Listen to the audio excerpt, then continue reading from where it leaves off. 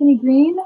Welcome to Hey, the Fellow Travelers podcast. Igualmente. Thanks so much for having this conversation today. yeah, thank you so much for having me. It's always a pleasure to speak with you.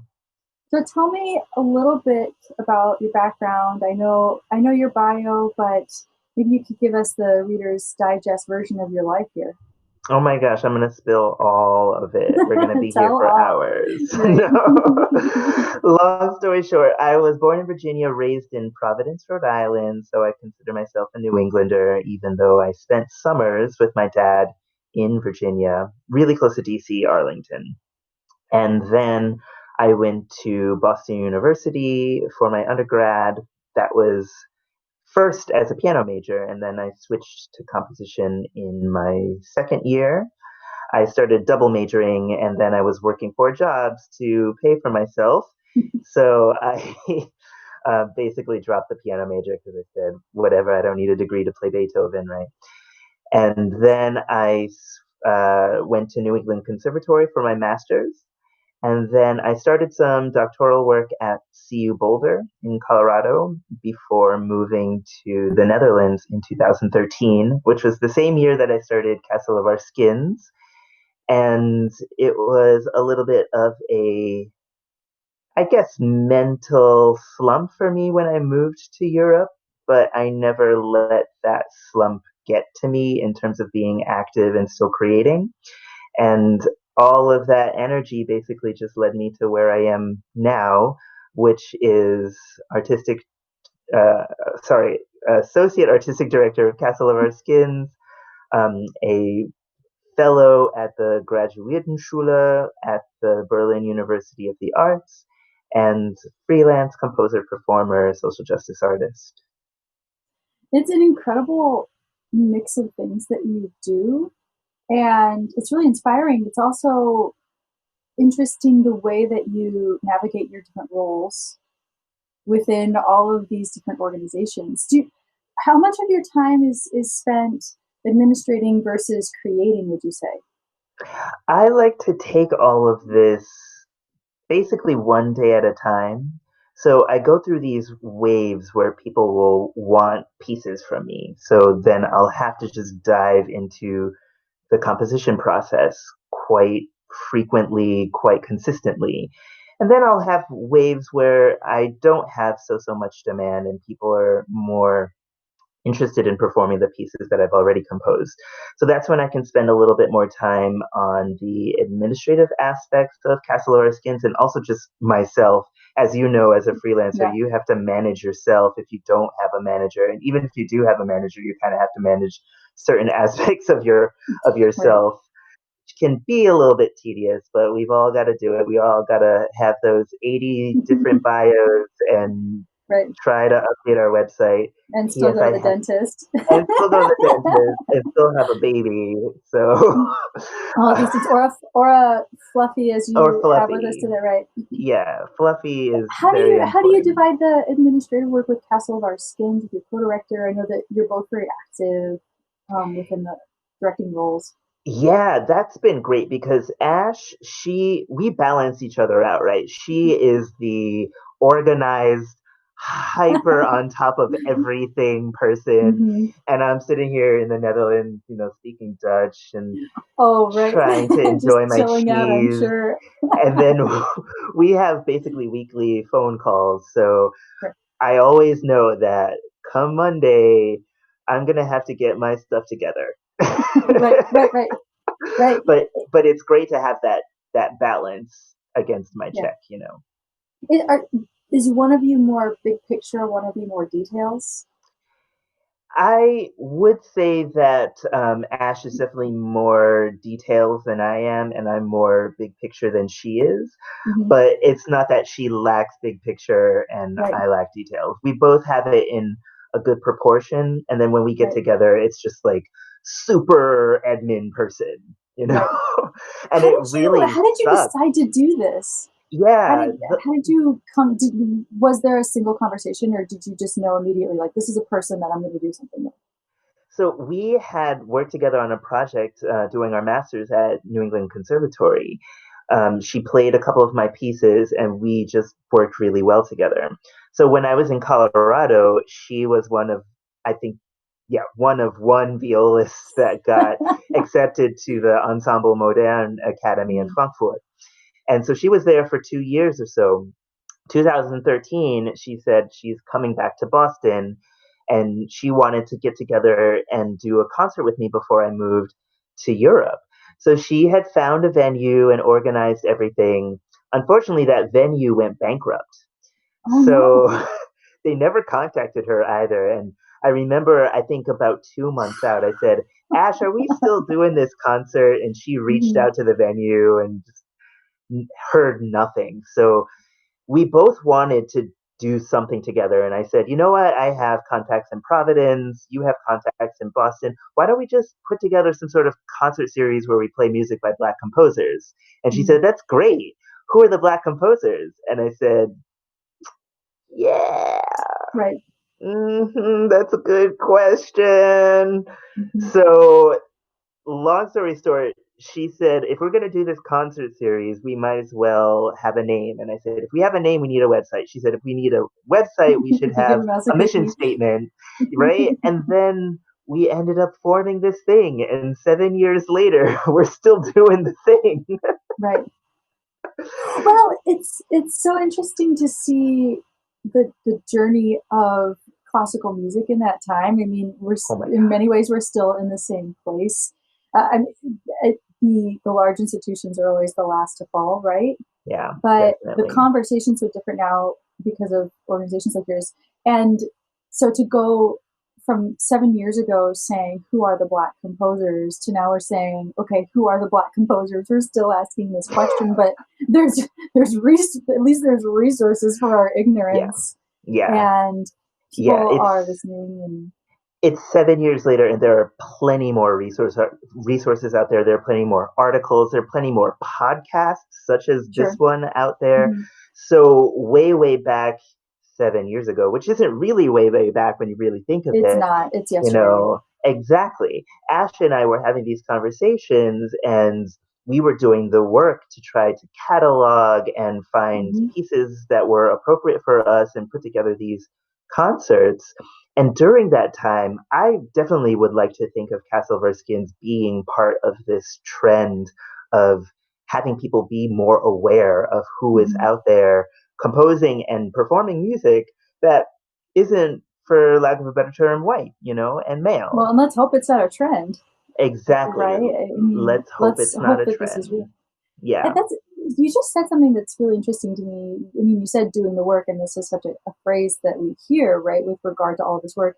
Doing the work, though, for a lot of us is so nerdy and right? It's research. It's boring. Doing the work is it takes so much time. How do you how do you start and how do you continue to motivate yourself when it just feels like it takes so much time and energy and research and mental energy to do that version of the work? Mm. For me, it's definitely not a task, and Right.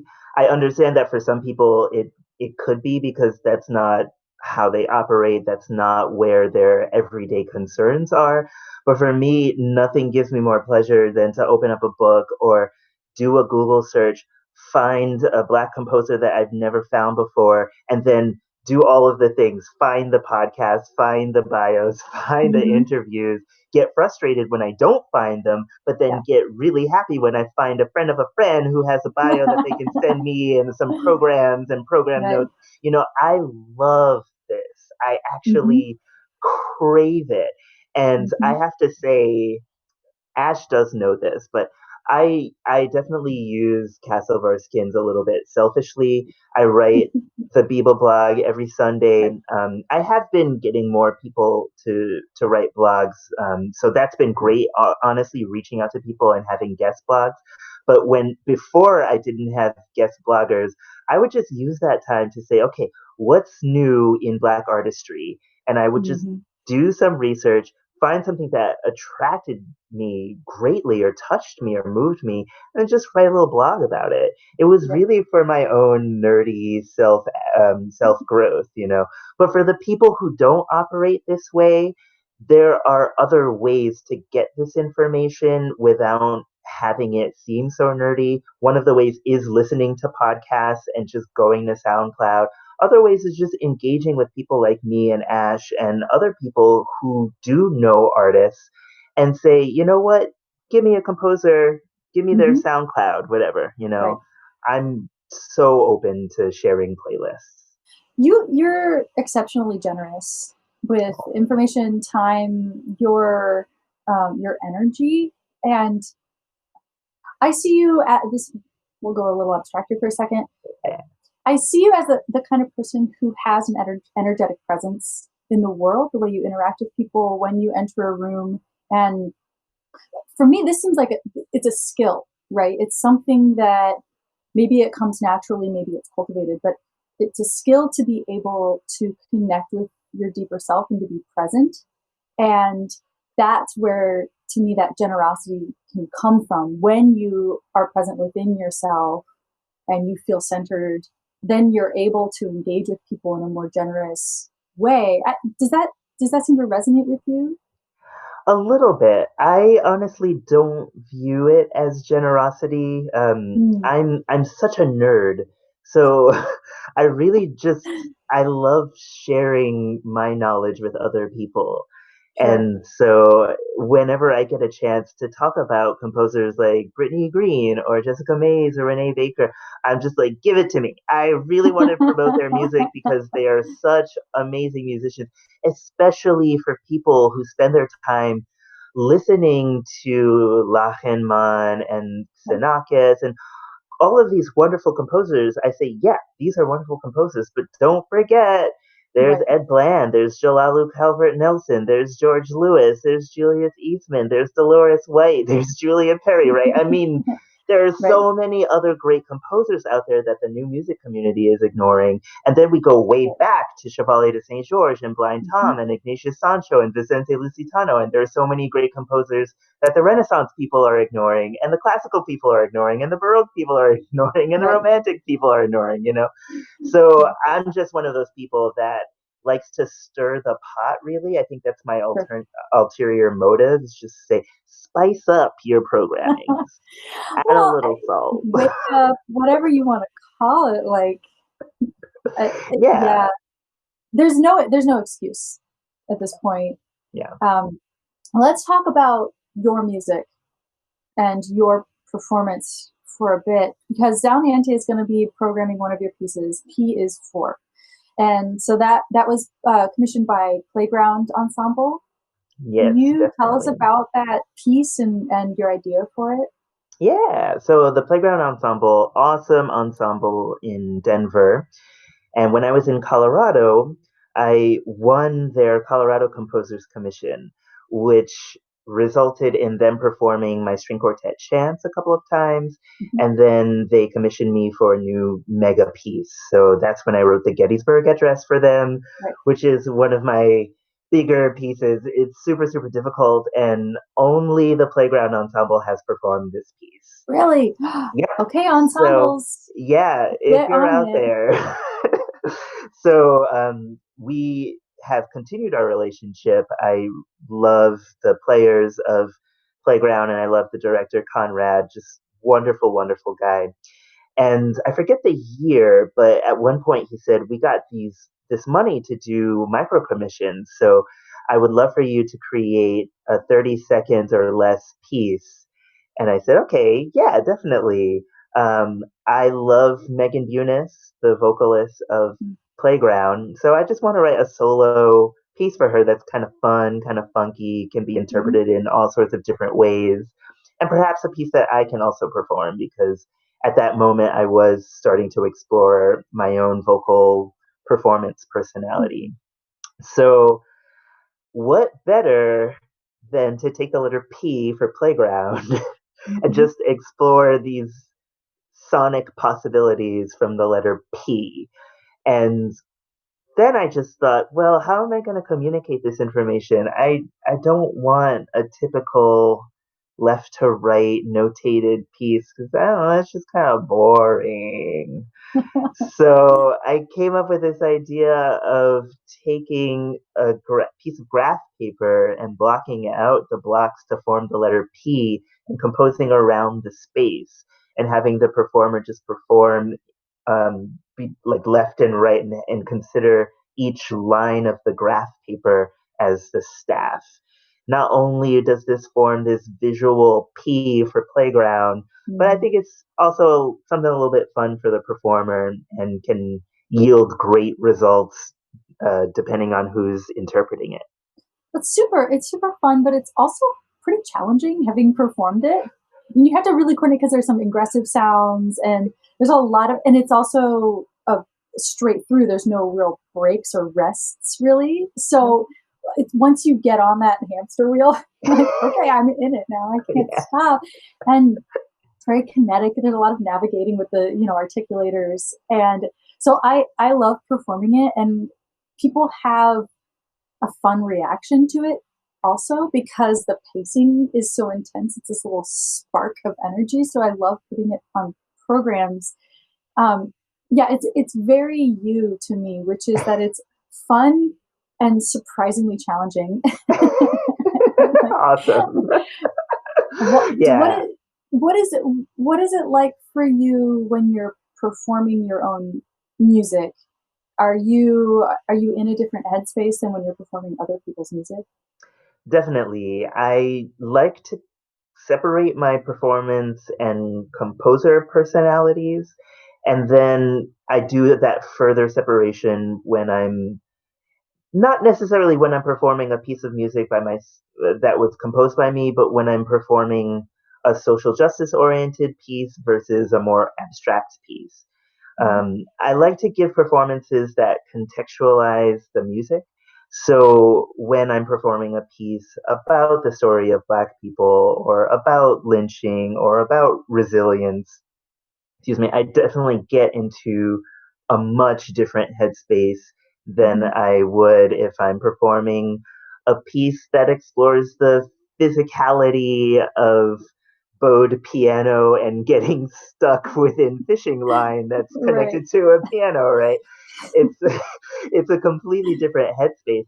But what I love when I'm performing all music is exploring these spaces and taking on these different personas and giving myself permission to push myself physically, mentally, and to also try to challenge the expectations of the audience, Mhm. and being both a performer and a composer, and someone who really loves attending concerts, I try to envisage the totality of these different performance personalities in an interpretation. So So you that's mentioned my the approach. audience.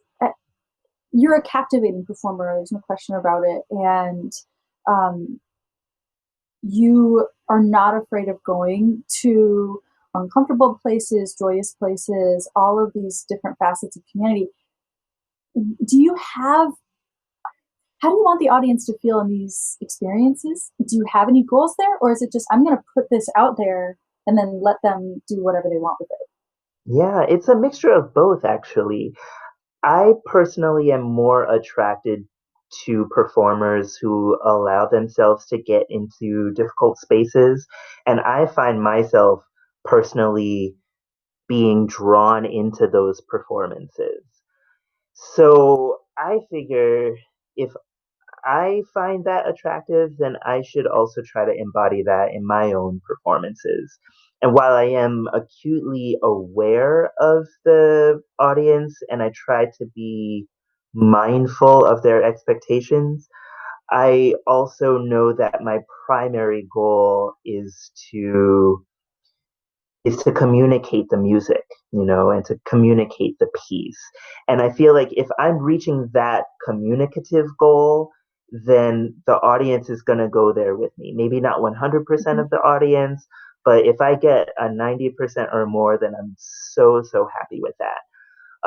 Another thing that's been interesting is just navigating different audience practices with regards to culture. So, for instance, when I performed Zoom In, in Hanover in Germany, this was for a rather small audience who didn't really know the songs that I sang in this one particular piece within that set. And when I performed it in Maine, everyone, well, most of the audience knew those songs and they felt comfortable enough to sing with me, which Nice. honestly was so, it was such a Yeah. blessing. And it, it just, it made me so connected with them in a way that I didn't expect. I was moved. I almost cried while performing, but in the best possible way. Have you ever had stage fright? Is this No, part of you at all? No? I well, didn't think so. I constantly get stage fright when I'm performing the repertoire. So if I have to perform a Beethoven sonata, I'm just like, whatever, although Ciccolini has done this 80,000 times, much better than I can ever do it. But when I'm doing more of the performance pieces that I'm most comfortable with in contemporary music, Mhm. I'm gonna give a little bit of a secret. This is my secret. Okay. Um, I am blind as a bat without my glasses. Mm. And people who have attended my more physical performances know that I perform without my glasses. And when I take off my glasses, I actually don't see the audience so much. Oh, So interesting. yeah, it's really a way for me to get back into that practice room, and I'm always Mm. 100% better in the practice room than I am on stage performing in front of people. So taking off my glasses has been one of those things that gets me, well, that gets rid of my nerves, really. Oh, it creates that sort of veil. Yeah. How how do you decide how much of yourself to give? When we're in this dichotomy, this performance of private versus public, and you write so many very personal pieces, and you're writing about historic events a lot and things that maybe you can be potentially more objective about, but maybe not. But many of your pieces are extremely personal. So, how do you decide what to keep for yourself and what to give? Hmm. It's a really good question. It happens more or less organically, but I give so much that I think whatever I consciously decide to keep is still material that can be gleaned if Mm, an audience member does a repeat listening. mm, On the contrary, there is a wall that I do have to keep when I'm a performer because if I'm really giving 150%, then I'm just going to be in tears all the time. And that mhm, has happened a couple of times. So I have to hold back a little just so I can get through a performance. mhm. But I think what I do give is enough to get over to communicate the meaning of the pieces that I perform. When something is semi autobiographical in your music, do you feel like the people in your life that you shared those experiences with are aware of it? Do you feel like people in your life are aware that they're in your music? Is that something that you've discussed with? I'm so curious about composers like you who have such um, fully embodied presence as an artist, and that's fascinating to me because I feel like I'm not always that brave.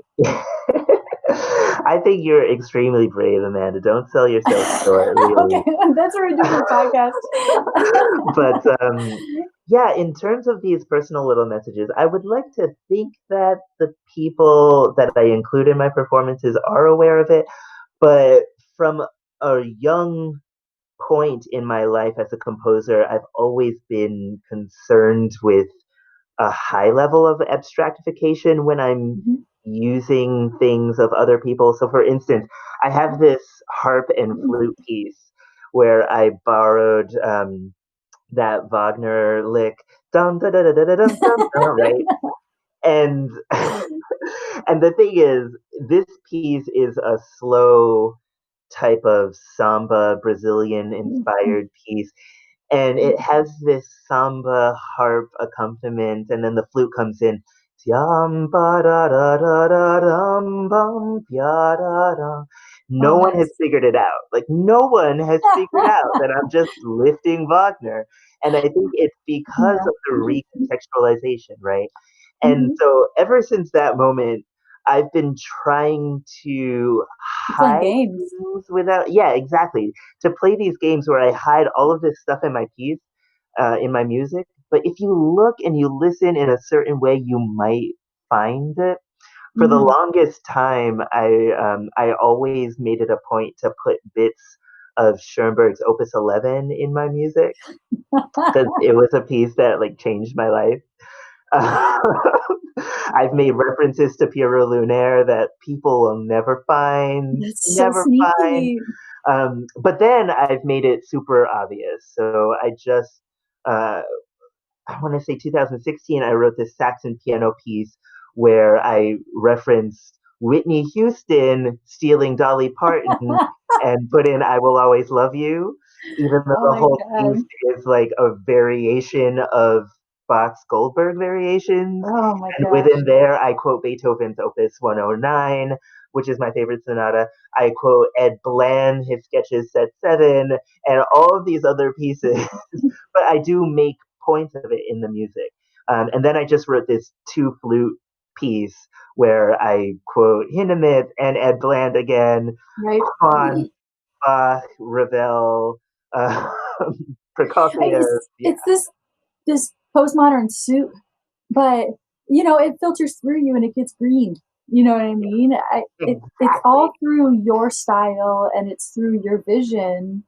And you've quoted one of my favorite composers, Charles Ives, Yes. and and I see you as being a figure like him because he was just a Oh. big effing dork, right? And he he in took all his sort of like downloaded all of this American information, this mess of American information at the beginning of the 20th century, and then said, "What the hell are we even trying to do right now, folks?" And then just kind of spewed it out with so much style. Oh my And gosh, yes. that's what I do see you as doing that sometimes in these really Yeah. interesting ways. Well, Ives has definitely had a really big impact on me. I like to think that Ives and I have so much in common, not only because of our love of hymns. My Mhm, mom brought me up in the church, mhm, and I'm still a big fan of Blessed Assurance mhm, and all of the Negro spirituals, of course. I've made mhm, arrangements of quite a bit of them. Come Thou Fount, all of these beautiful, beautiful hymns. So that has connected me with Ives music in a way that people who don't know hymns can't really connect to. mhm, There are so many different readings of Ives when you're familiar with hymnody and how mhm. hymnody is practiced within the church, and you can tell when Ives is just making fun of how congregation members sing hymns. You know what I mean? He puts things in the worst ranges. Right? They're so Because hymns awkward. are in the worst range. Yes. Like when I was a church musician, I was constantly taking things down a whole step just to Mhm. accommodate my audience's voices, you know? Right. Um, but on another level, I worked for an insurance company for about 2 years. Shut up. Yeah. Oh my gosh. You are like this weird reincarnation. When I think about Ives, to me the experience because I grew up in the Catholic Church and so some of the hymns do cross over, not all of Yeah. them, and but the general aesthetic of the hymn pre Vatican II especially is still there. Yeah. And it's this experience it's sort of this twofold experience. One is of being a person outside the church hearing people singing inside the church. So you're sort of Mm. this one layer removed from it. But then Hmm. there's also this aspect of being an insider. And what does that mean culturally to be an insider? And you're talking about it too within the sphere of classical music, of like hiding these little references and pop music, hiding references within things. And right now, at this cultural moment with cultural discussion, we talk a lot about openness and welcoming and bringing people in. And I think one of the things that's so difficult about classical music is that it's all codes. It's hundreds of years of codes. And so it's like, yeah, we can make our concert spaces welcome, but that's different than growing up learning the codes. And it's like growing up in the church or growing up listening to anything. Like, unless you grow up internalizing all these things, how do we make it welcoming? Mm. Without that knowledge and without the, because then it can be very beautiful, Oh yeah, but it's it's not going to have that playfulness. definitely. I would say the theater world has a great term for this, and that's breaking the fourth wall. Mm-hmm. Going beyond this imaginary barrier and trying to reach out to people, even though when you're an actor, there's so much that you have to hide from the audience. You're hiding the Mm-hmm. mistakes in your dress rehearsals. You're hiding Mm-hmm. the blocking. You're hiding Mm-hmm. how you have to stand depend on the lighting cues. You're hiding all of the staff that's controlling so much behind the scenes, right? Mm-hmm. So I think in every performance practice, there will always be so much hidden from the audience. And we as performers just have to be concerned with creating a product that is communicative enough to reach either our desired audiences or a broad audience, depending on what your goal is. Mm-hmm. Knowing that people aren't going to get it 100% either on the first listen, either on the second listen, or maybe ever, right? Maybe Mm-hmm. we as artists shouldn't necessarily be concerned with people getting 100% of everything. But as long as the product we put out there can entertain or enlighten or do the things we want it to do, we should be able to do that. And we should be able to Mm-hmm. tell people that this is what this product does. And you have the freedom to enjoy it in your own way. Oh, that's beautiful. I love that. And really, a lot of it does depend on the person who's conveying it having this passion and excitement. And so much about creating a welcoming space for people is about the people who are performing, Yeah. creating an atmosphere of engagement, of being willing to put themselves out there really and take that risk, take that first step of reaching out to everyone and trying to convey what makes them excited. And that can be so difficult. I mean, I see you as particularly good at this. Like, you've done so many of these like sort of artist residency types Yeah. of situations. So you're so good at being able to take these really complex things that you're doing. Well, here's what I'm doing. Let me break it down for you. That's such a skill. I've been super blessed, honestly, to have been a part of these residencies. And it was a mixture of being lucky, but also in being in a weird situation, right? When I moved to Europe in 2013, I moved to the Netherlands without steady employment. You know what I mean? Mm-hmm. And I knew that I wanted to continue my freelance work, but I was moving to a country who had just reclassified music as a luxury, Oh, and so all of the government, well, much of the government money was completely stripped away from oh, organizations, and the singular most important organization that helps composers just completely went bust the year that I moved here. oh So no. so I was just in this situation where I was at home every day, just twiddling my paws, thinking, what am I going to do to make a living? And that's one of the reasons why I jumped on the residency bandwagon. I had the time to do it and I had the luxury to do it. And not everybody has that time and luxury. So I was completely blessed. It was a blessing in disguise, honestly, because if I hadn't done those residencies, I wouldn't be where I am today. Part of my big performance practice was because of what I did at the Venus in Omaha Mm-hmm. and the people that I met there, Christy Chan, Helena Metafaria, the Tug Collective. I mean, those people really, in more ways than I can ever articulate, changed my performance practice, and I can't thank them enough. Did you consider yourself before then primarily pianist, classical composer? And then is that when you moved into vocalizing and more theatrical performance? Yeah, definitely. I did a Oh. bit of it in Colorado with my friend Nathan Wheeler. Hmm. We were fooling around one day with a mic and just recorded some session with us doing vocalizations. And we were challenging each other. He was amazing doing what he was doing and really got me to match his energy. And Mm. then I saw this call to to interpret a graphic score by Mark Applebaum. Hmm. So I said, you know what, I'm going to shoot for it because I can pick a date if I get selected, and then I get to go to California, hang out with my friend Allison, who I met at a residency, and perform this awesome piece. Lo and behold, I got accepted. That's So awesome. I decided to create this electronic background and interpret the graphic score vocally.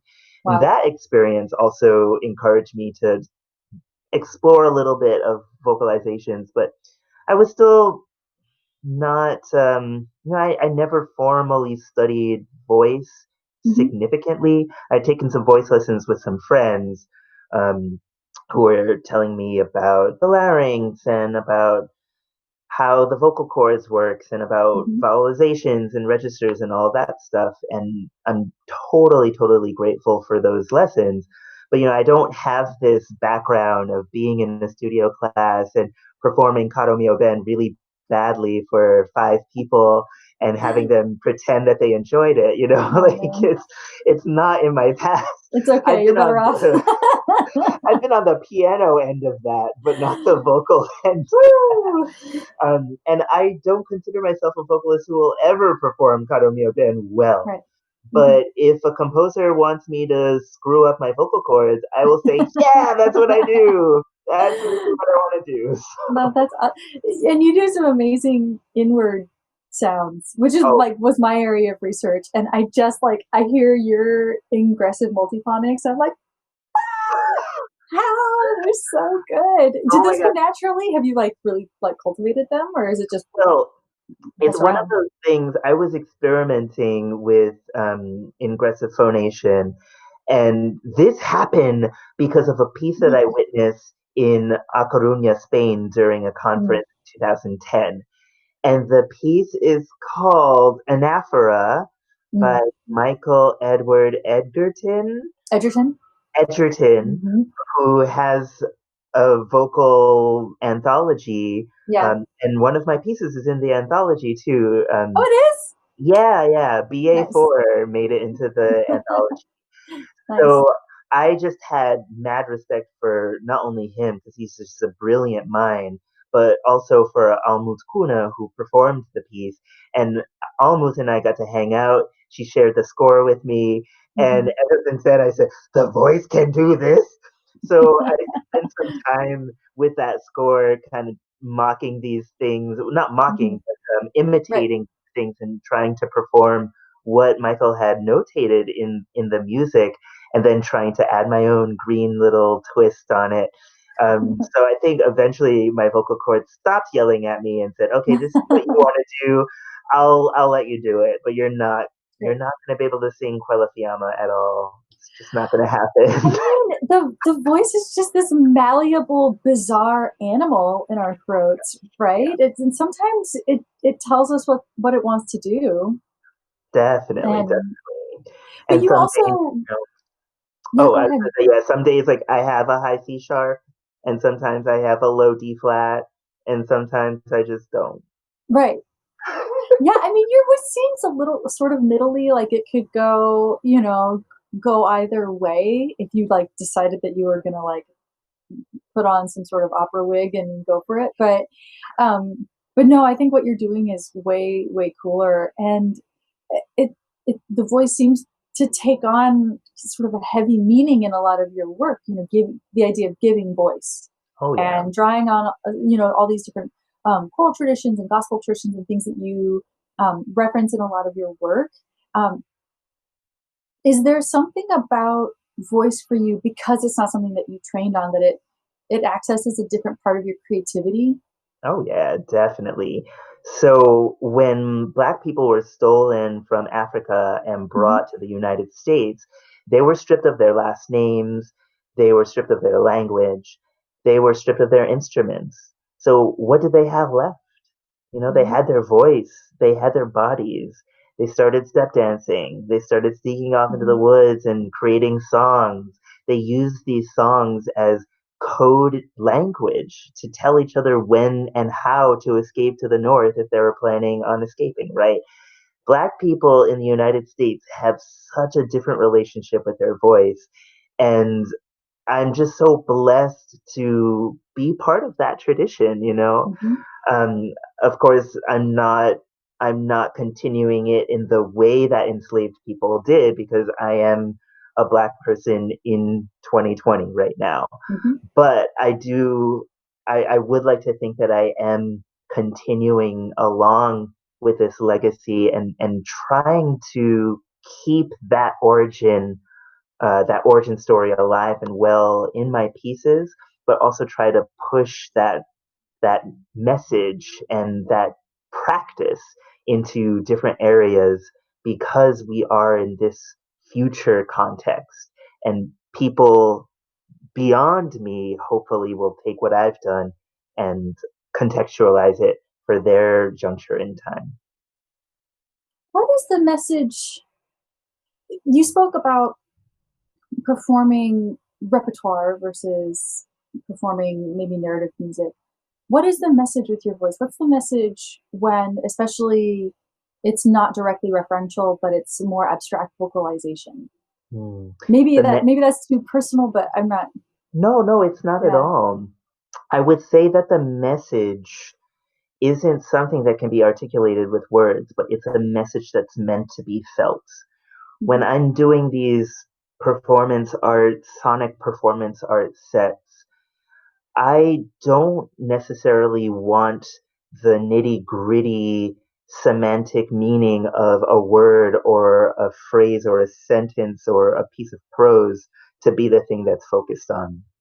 Rather, I would like the complete emotive picture that's being painted within the particular piece or within the whole set. I want that to be the main message. And I want that to be the thing to move the audience, not only to look within themselves and try to do internal corrective work, but if they're so moved to also reach out into communities, reach out into their network of friends and family and try to do corrective work within those contexts as well.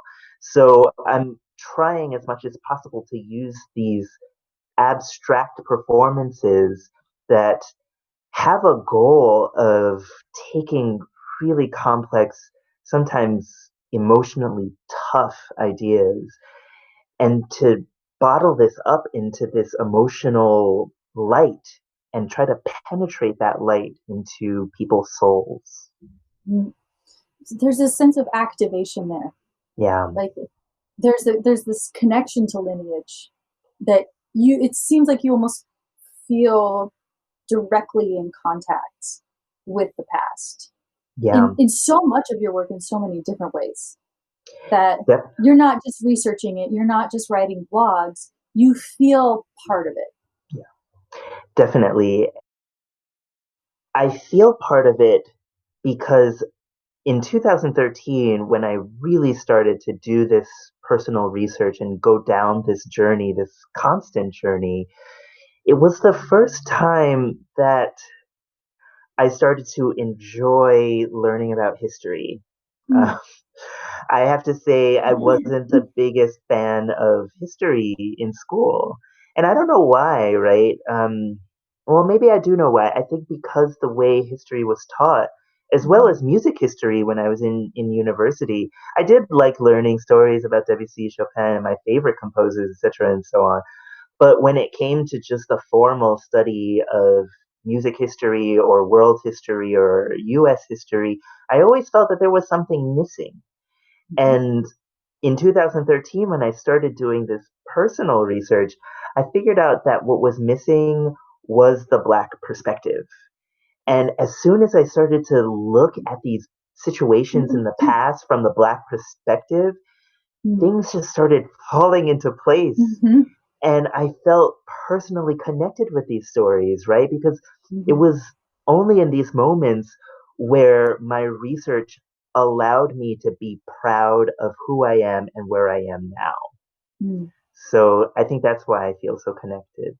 Were there any particular stories from the past that felt like a watershed moment? Like a particular person you said, "Oh yes, I relate directly to this."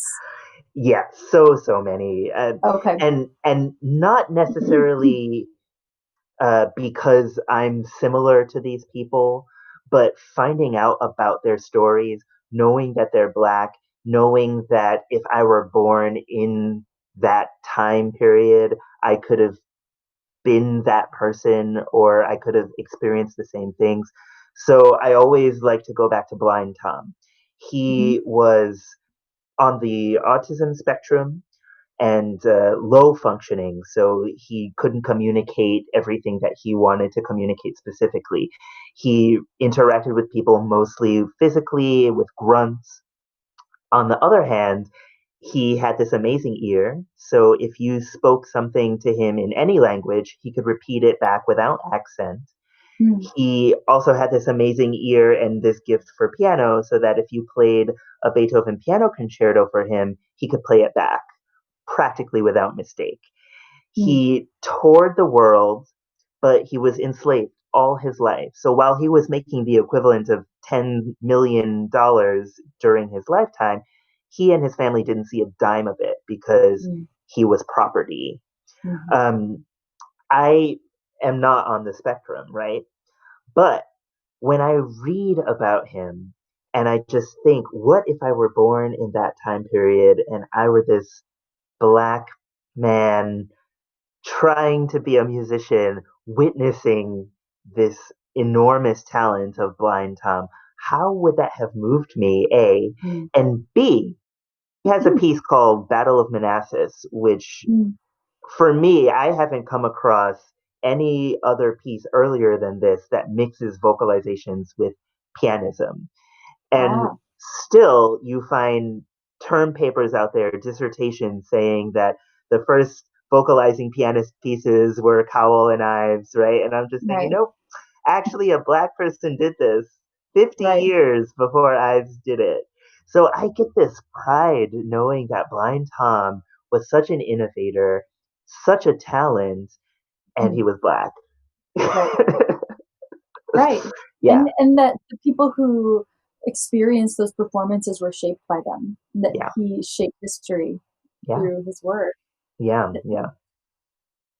With when you're thinking about the past, do you also experience a vision for the future? Do you feel like you see a path forward, or are you? I'm not trying to like put pressure on you, like, Oh hey, what's going on next? Give us the answer. Just give us the answers.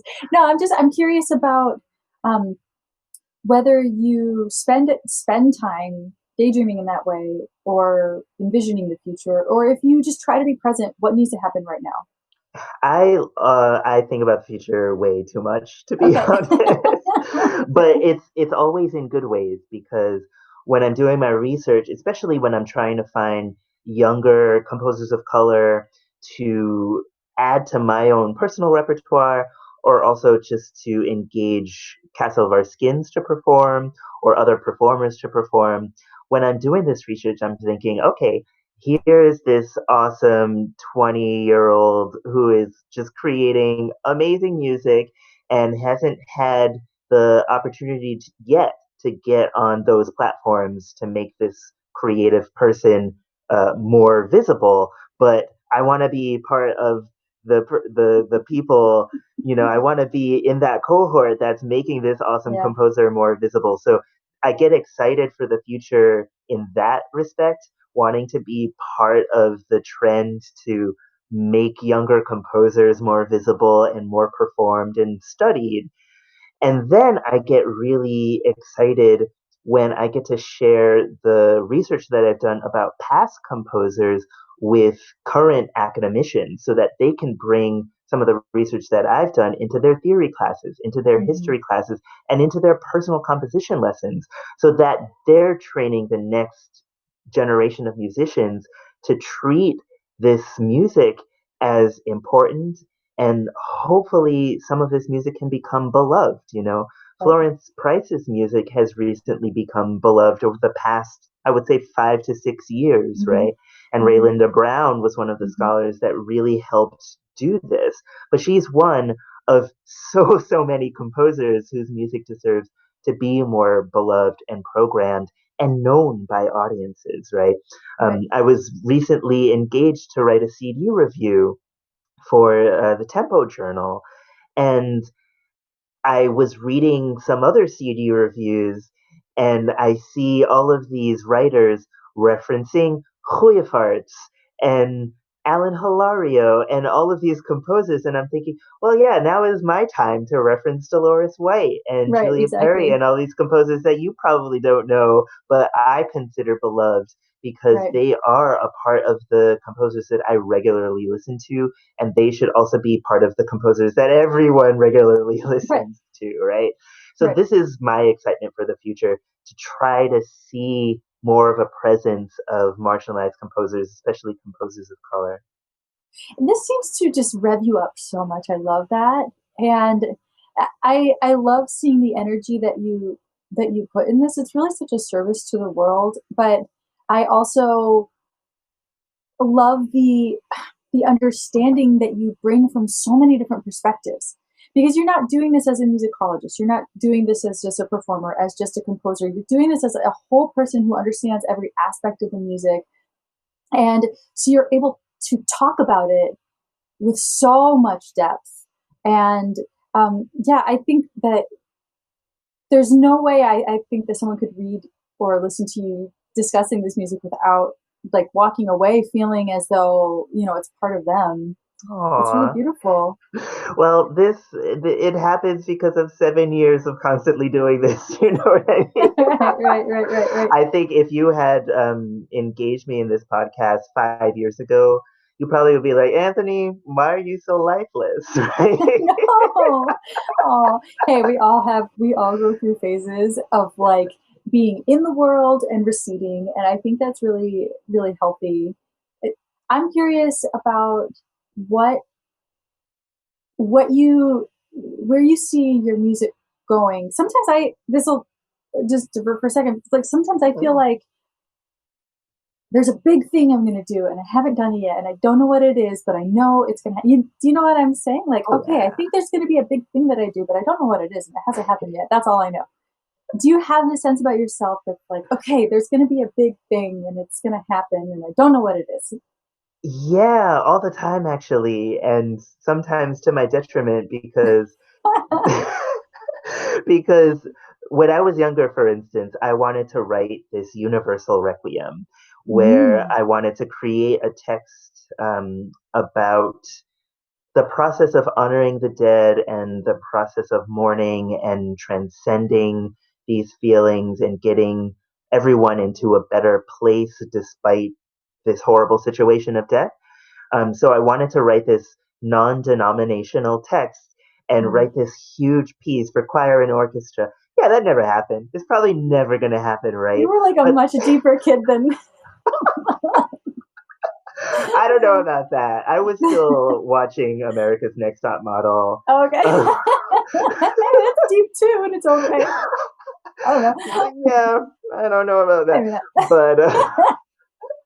But I'm constantly having these ideas for big projects, and lots of those big projects just won't ever see the light of day. But what keeps me going are the ideas of these big projects, and sometimes the kernels of these big projects seep into my other pieces in different ways. For example, this whole idea of text universality has manifested itself in this semi-private project that I'm working on now, but I'm writing a love story between two people and I'm purposely leaving out references of gender. Hmm. So hopefully that can be turned into a song cycle or maybe an opera that anyone can perform regardless of their gender. Hmm. So part of that old idea is within this current idea. And I'm working on this idea. It also might be something that I'm not going to finish, Right. because life gets in the way and other commissions get in the way. And I'm constantly having these ideas, honestly. If I were to show you or tell you all of these ideas, it would be a whole other hour and a half long podcast. But I also know that whatever I do, I'm super enthusiastic about all of the things I do. So when I say yes to a commission, when I say yes to a performance, when I say yes to a collaboration, it's something that I genuinely want to do. And if that Hmm. means putting something else on hold, so be it, right? Yeah. I've got Right. my life. That's And do you have a yeah, hard time saying no? Is that something that you, yeah. it sucks. Again, you're such a generous person. But I mean, there has to be a boundary, and you talked about that earlier with regard to your writing. But just with life, if you don't have an assistant or something, Yeah, there are some boundaries. I have said no to a couple of things, especially in the wake of George Floyd. Quite a lot of people have asked me to talk about anti racism hmm in performance practice. And I love it. I love talking about it, but I have said no to a couple of requests because after a while it does get emotionally taxing. sure, And I have other aspects of my practice that I want to talk about. yeah, So, if you're going to engage me, then let's talk about all of me. Let's not talk about right. that one little slice of me. So, thank you for allowing I me to talk mean, about all of me. So, and well, it's sort of like what you said with reference to Black composers and looking for this new work. There are so many resources now. yeah. So when people want to make you a figurehead, whether that's because they want, I don't, people, we can't get into people's motivations, but Exactly. it, you do need to ask yourself sometimes, like, have they done their homework? Why do they need me to come explain this to them at this point? It's like, do they not know how to read? I feel like that's Yeah. a big part of it. Like, do they really need my time? Yeah, it's mind-boggling, I'm not going to name specifics, but there was an organization who reached out to one of my black musician friends, a pretty well-known, well-respected organization. And basically throughout the conversation, the representative of this organization said, "Wow, there are black composers?" Yeah, Oh, that's basically what happened. And not only did the representative of that organization do that, but then they hung up and didn't offer any money for the time. So, oh, yeah, come it's a on. classic example of what not to do. It's it's really amazing to me and so disappointing that the music that I love, that I think it seems sounds like you love, also we love so many of the people who make it, and it still lets us down so much. But um there, What can we do? like, I we mean, I just, for me, I have to constantly reckon with it. I'm sure you do too in your own way. yeah, we have to realize that first and foremost is the music, really. Hmm. And people will always be secondary to the music, at least in terms of a practice. When Right. I'm doing my thing and I'm within my practice, it's about the music, it's Hmm. about my performance. Hmm. Um, so when I'm having these non musical engagements, I I shake my head. I bow down. I horror at the disgust of humanity and the deplorable nature of some people Right. operating within this world. But then I think at the end of the day, it's not about them, honestly. It's about Right. what I can do to make sure these types of people don't exist anymore. And Well, and following the money is such a fascinating, oh because these, the people who are creating these problems and perpetuating these problems are paid by people who are perpetuating other problems.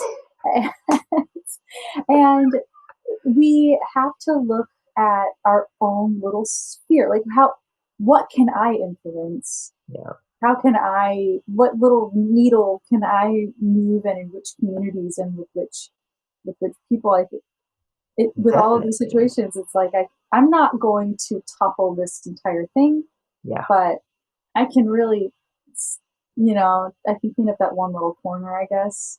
It's true. And I find the more and more I continue to operate within this world, the more I find people like you and I Mhm. getting into those problematic spaces and doing a little bit of work to try Mhm. to change the environment, to change the vernacular.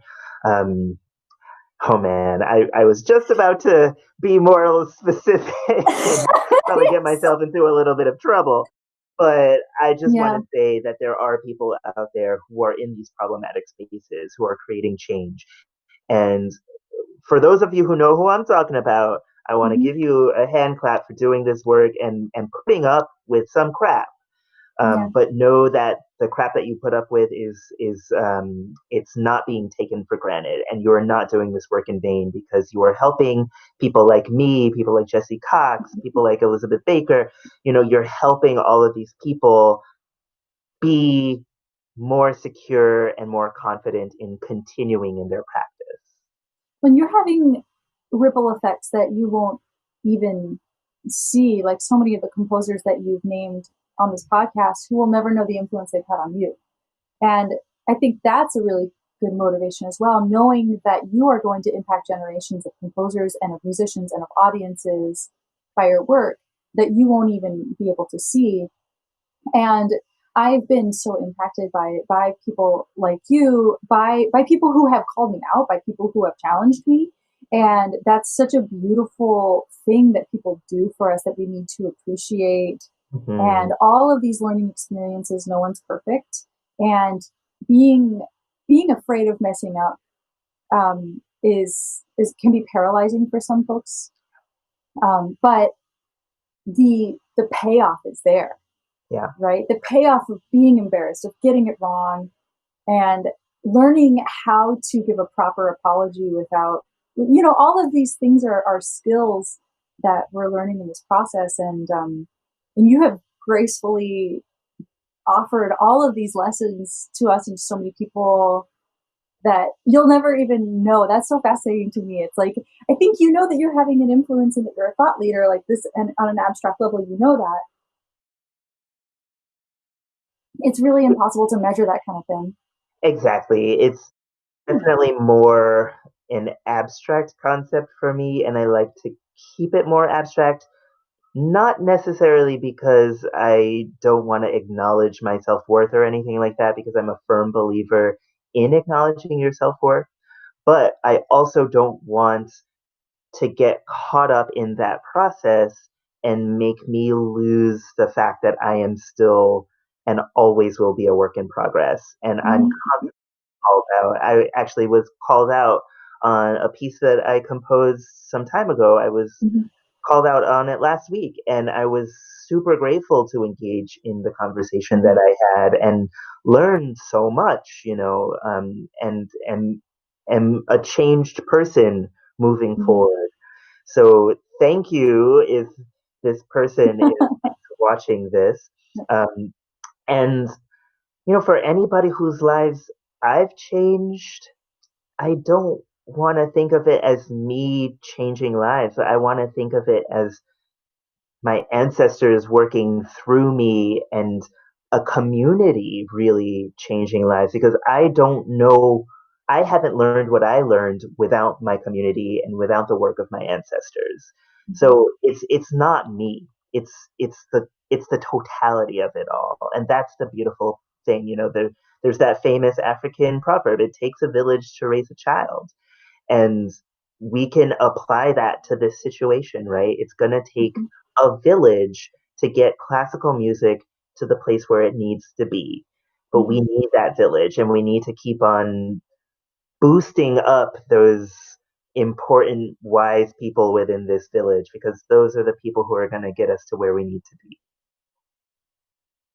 That is such a beautiful statement. And I don't want to distract from it in any way. I think that's the best way to leave this with that beautiful message. I love what you brought to this conversation. It's the same as everything you bring to your performance, to your activism. You give people permission to be fully who they are and to take risks and to experience something higher and more beautiful in art. So thank you for that Thank and you. for your music. Any last words that you want to say to the people out there about how to find your music, how to find music that you love? Give some shout outs. Yes. So my website is anthonyrgreen.com. My most active social media is Instagram, which is at piargno84, Piargno 84. And my Vimeo is slash piargno, Piargno. And then to follow Castle of Our Skins, please visit our website at castleskins.org. And Fluffy doesn't have a social media, but Yet. but Fluffy is very appreciative of this time as well. As you can all see, I'm a geek, and and I don't take myself too seriously, and I encourage everyone else to not take themselves too seriously either, because there's lots of beauty in being ridiculous as well. Thank you so much. Thank you so, so, so much. This was wonderful. Thank you, Amanda.